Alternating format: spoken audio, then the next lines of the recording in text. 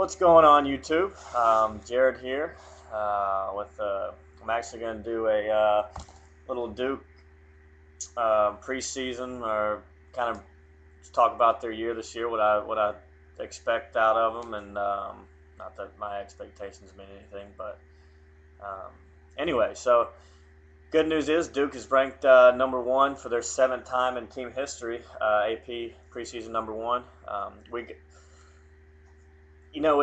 It's been a while since Duke has been ranked preseason number one. I don't remember the last year it is. It was probably early 2000s. But anyway, we got.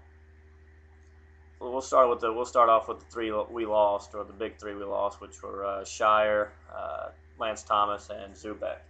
But we're definitely going to miss Shire running the point. He did a great job, kind of thrown into the role, as everybody knows, but didn't turn the ball over. Didn't do anything spectacular. I mean, obviously he could shoot, but dribbling wise, was never going to break anybody's ankles. But we'll discuss the new ankle breaker here in a second. But we got Singler coming back, obviously.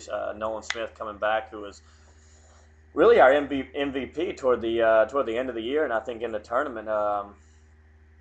Nolan Smith played excellent. He was driving, got to the basket, took care of the ball. And Singler's obviously been great since he's stepped on the court.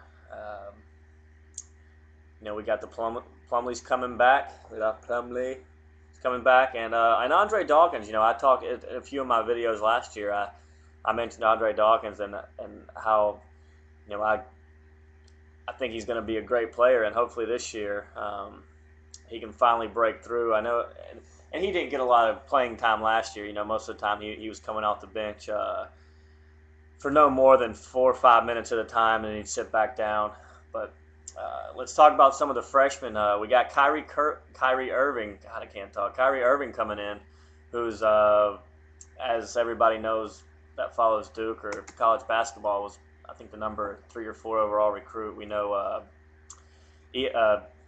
North Carolina got number 1 with Harrison Barnes, but the Tar Heels are going to need a lot more help than Harrison Barnes this year with the way they looked last year. Plus, they lost Will Graves I don't think they ever had disclosed the reason. It was something with team violation. But you lose your best 3-point shooter on a team that already sucked. That's not a good thing. Tyler Thornton, another guard. You probably haven't heard too much about him. And I tell you, a guy that I've heard from the people that I live in Columbia, South Carolina, so obviously I'm not I can't watch him practice or anything, but I do know people that have, and that they are very impressed with this next guy, Josh Hairston. He's been one of the best players preseason practice. And I think he's 6'10". He's got a lot of good a lot of great size. He can rebound. He can shoot. So we'll see, but I've heard a lot of good things about him. And obviously we got Seth Curry, who was on the bench last year. Got him a ring for cheerleading, but nothing wrong with that. And yes, that is Stephen Curry's little brother. But I've heard a lot of good things about him too. I've heard he's probably the best shooter on the team, which no surprise if he shoots anything like Steph can. Then that would be a huge addition to a team that's already good. And especially with. I expect a lot out of the Plumleys this year. They were pretty solid last year. They never hurt us, but they didn't do anything spectacular either. So I'm looking for Mason to step up this year and be a star. I don't even know. Obviously, I don't think anybody watched this game unless you were up there. But Duke's played their first preseason game. They played St. Augustine's. They beat them 141-68. They were actually up 31-1, I believe, at one time. Singler had 31, Dawkins had 20, and Kyrie Irving had 17. But Kyrie Irving, I think, only took 7 shots and made 5 of them. So, I'm sure he's probably working more on defense. I was watching Coach K on ESPN the other day, and he was, he said they're obviously going to be a great offensive team, but he just hopes that their defense can live up to what it did last year. Duke's always played great defense under Coach K, but that'll be something that I'll be curious to see if Kyrie Irving. We know what he can do offensively, but hopefully he can man up and play some good defense for us, which I'm sure he can. A couple of our preseason, or not really preseason, but our our tournament that we're playing in the beginning, we're playing the O'Reilly CBE Classic. Start off, play Princeton, Miami of Ohio, Marquette, and then we play Gonzaga or Kansas State. I guess whoever wins that, or I don't know, but that's what it says on the schedule: Gonzaga or Kansas State.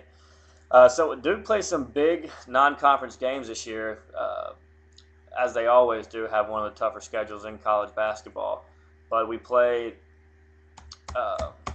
Michigan State December 1st, and that's at Cameron. That's on ESPN at 9:30, December 1st. So make sure you're in for that one. And also, come right back December 4th. Our next game is against Butler in East Rutherford, New Jersey. So, but it's basically another home game for Duke too, because we have a lot of fans up there in New Jersey. That's on ESPN at 3:15.